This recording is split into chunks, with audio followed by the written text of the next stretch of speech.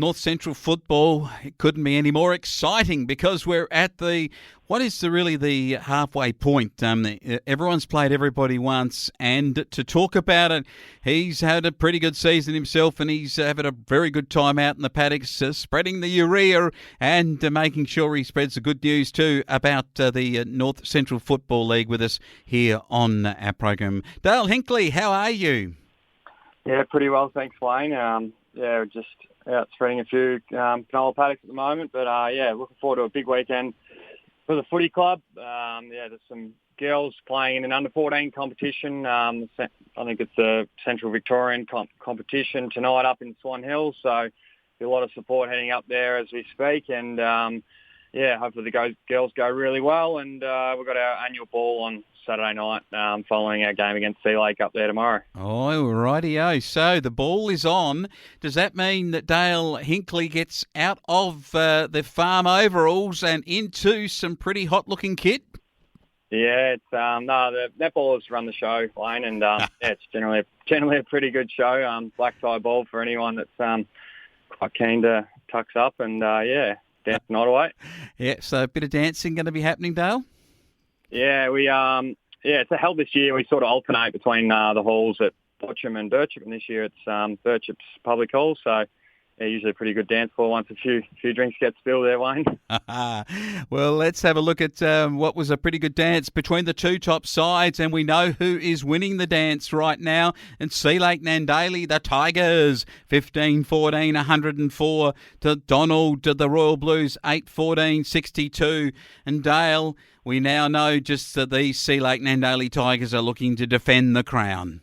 Certainly, Wayne. I heard that this game was played to a high standard up there last Saturday. The Tigers won the first and second and fourth quarters by adding at least two or more goals than the Royals, and with the Royals managing to just win that third quarter by one single point. So the Tigers did really well there across three quarters and had a convincing 7-goal win, led by Luke Martin and Trent Donnan, a couple of their experienced leaders.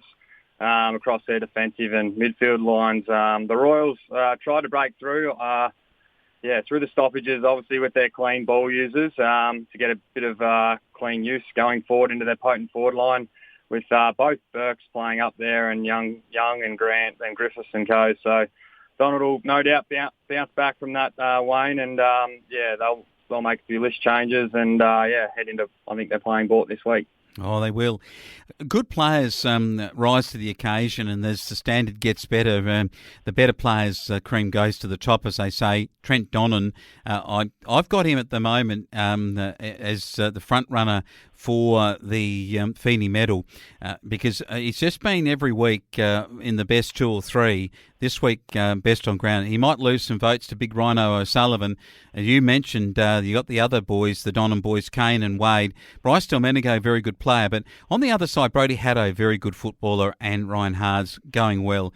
And Riley Barrack, the boy that comes up from town, was pretty good. Other matches, how about this? Witcher-proof, I reckon they're going to really challenge for fourth place. They beat Charlton easily, 12-14 to 2-2. Yeah, Wayne. The Demons continue to kick away at every break in this match against Charlton. It was, I think, it was their lowest score for the Navies. I think reliable Trevor Rumbold was named in their best players. He led the way in the defence, being one of their experienced players there that they saw. They missed previous week against us, and they showed no mercy of the D's. They well and truly were up and about, and a very good chance to make finals, as you said. So, on the other hand, Charlton have lacked a bit of firepower up forward after locals Joe McGrath and Noel Quinney have opted to stay down in Melbourne, so they've had to fill their voids. And when we played them a few weeks ago, it was young number 34. His name's Jackson Zagami. He looks to be developing quite into a young star for the Baggers. So, he's got an uncanny ability to compete well in the air against the bigger bodies, Flowman, and he seems to handle his keep a cool head at senior level. He certainly does. I'll tell you what, the game between Bort and St Arnaud, you had to keep a cool head because it went right down to the wire. And in the end, Bort, 9 goals, 21, 75. St Arnaud, 10, 11, 71. I'll tell you what, when you kick that many behinds, you almost get a kick in the behind. And had they lost it, their coach probably would have given them one. Yeah, it was a bit of a nail biter. So, man, I was a bit surprised by the result. I had the Saints to win two in a row. However, yeah, slow start to Port. Only two points in that first quarter to 4-5 from the scoreline. And then they bounced back and had a strong response in the second quarter, winning that 25-15, which set them up for the second half. And Cam Barr was named best on ground for the Magpies, as well as Jesse Mascatello. He kicked a couple of classy goals and saw that in the top 5 plays of the week. Yeah, it was very good. Okay, this is really interesting. The premiership table, I'm going to get to your game in a moment. Sea Lake Nandali 6-1, Donald 6-1, Birchip Watcham 6-1 after 7 games. Your blokes got over Wedderburn, who are 4-3, a very good win. It puts Wedderburn back with Witchy in the pack, but it puts you up in the top 3 and gives you the double chance still at the beckoning if you beat the other sides above you. And you did this with Wedderburn, 11-23 to 6 goals won. Tell you what, did you nearly get a kick in the behind, because there was a fair few behinds kicked? Yeah, there was. 11-23, or a bit luckless and inaccurate in front of goals. It was a good day on the road down there. We're obviously, they kept them goalless in the second and fourth quarters, Wayne. Apart from our inaccuracies we just mentioned, it was one of our better games, we thought. Coach Ryan's game plan, I think a few of our players are starting to come to grips with it. And, one of our younger players stood up and had one of his better games for the club was Ben Hogan. He broke the lines with his speed throughout the day, and as did, brother Clado. He says every year that he's going to hang the boots up. I think he's proven to himself he's still got it. And, he enjoys bringing up one of our hard-running defenders, Marshall Rippon, each week where they reside at the farm. And, but on the Redbacks, they had a fair few out. Best on ground for them was Hamish Winter Irving. I really liked how he moved across half back. Pretty strong pillar down there, as we'll touch on leading into this week's games. But they were still pretty good. Played a good brand of footy, and I expect them to bounce back. All right, now here's some interesting stats. Will Sheehan 1 goal, but Daniel Castellano boots 4. And I'll tell you what, if they can keep Sheehan quiet, you've got other options. Yeah, so Cass's, we'll just try to simplify his role than the previous few years. He's travelled up the highway, just wanting to, obviously being a smaller forward, you love them when they put that pressure on and trying to get around the feet of the talls. And, Willie was obviously spilling a couple if Cass was getting under, 4 or 5 on Saturday. Very well played. I'll tell you what, you mentioned your brother Clayton, best for your guys. There's another bloke called Dale Hinkley at centre half back. I won't get you to comment on his performance in this game, but just to say that you and Surrett were the next 2 best for your club. Now, Sanana take on Witcherproof. This is a chance for Witcherproof to put the pressure on Wedderburn. I know Wedderburn have got an easier one against Charlton, but this is a big game for Witcherproof. Yeah, they're on a bit of a roll, and at home I think they'll have a big win. After playing some higher ladder teams in the previous weeks, I think they'll be rewarded with their consistent footy, and probably tip them by 6 to 8 goals, Wayne. Now, is there any truth in the rumour that the great man who was my co-host before your diligent efforts come to the microphone, Ricky Allen, is he not just running water and errands on the footy field? Is he doing some real training? Yeah, I can. Reliable source was chatting to him a couple of weeks ago, Wayne, and he seems to be getting itchy feet, and he's been down and seen the specialist down in Melbourne, and I think he's he'll be pushing for a spot and putting his hand up in the next couple of weeks. I think he's been given the green light, so which is great to see. Obviously, Ricky being a great follower and obviously stalwart of the league. I'll tell you what, that is big news, Ricky Allen. If he does come back, and look, it's one of those things that I've loved the guy and I've known him for a number of years. And my dad instinct comes out right now, Dale. And that is Ricky, stay running, don't come back. But that's my dad instinct, not my player instinct. So good luck to whatever you do, Ricky, and to the Witcherproof boys as a result. Wedderburn and Charlton, tell me, what have Charlton got? Enough or anything that can damage down at Donaldson Park? Maybe. I think got a bit of a hunch they might win a game or two, or they might, obviously roll at the top of one of the top sides in the coming weeks. There's good rivalry between these two down the bottom of the Calder.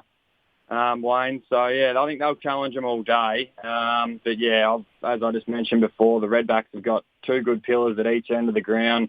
Winter Irving at centre-half back was probably kept a little bit quiet last week with Adkins and Surratt stretching him a little bit to spoil more than take intercept marks. And, young Joe Reid, our defender, played on young Campbell, and he's also realising his potential and, kicked pretty straight and hit 3 last week. So I'll probably expect him to get a handful and kick a modern bag of 4 or 5. I reckon he might.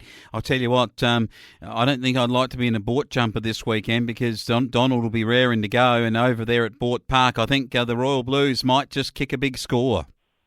Yeah, after a good win last week by the Magpies, they got over the top of the Saints.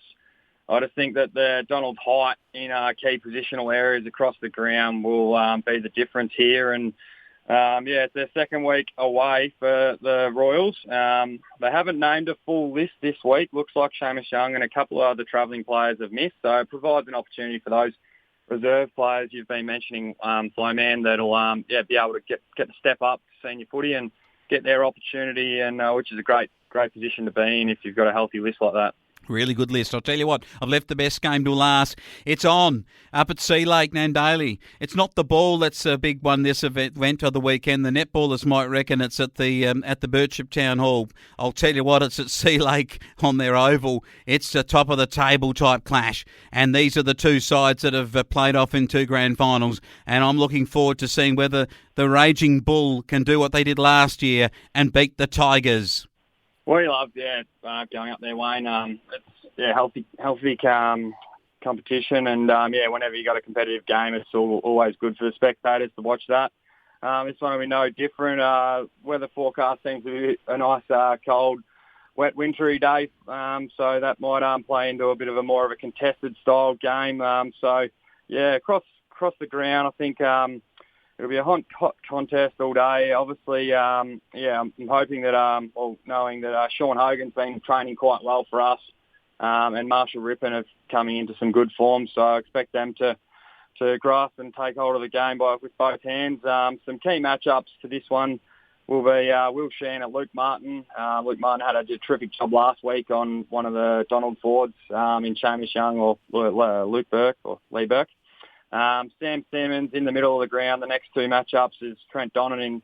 He's in great form and well-respected player after playing at some high competitions and, winning the Mallee League medal. He's deservedly one of the best midfielders in the comp. So if Simmons can get on top of him, it'll go a long way to the Bulls getting over the line. I'm seeing this going right down to the wire like last year. I don't think it's going to be a high scorer, and particularly given that they've lost their big forward. I think that actually Birchip Watcham can win this game. I think if you look at the sides, your best side is in, close to your best is there. I think you'll win this game. It's going to be an absolute beauty. The Sea Lake Nandaly Tiger people, the ones that are sitting out the front of the Nandaly Hotel listening to this, have all just turned me right off there now, Dale. So I've turned them off, I reckon. But you've got a real chance to cement yourself right in that top 2. Yeah, we're looking forward to the challenge, and it's going to be a big weekend for the club. Big weekend, and I reckon Dale Hinkley's looking forward to the bow tie and the Saturday night dance floor and a few drinks being spilt, I think, from what he just said earlier. And I'm looking forward to talking to you next week about it all, and we'll catch you then, Dale. No worries. Thanks, Flo, man. Good luck to all the sides playing on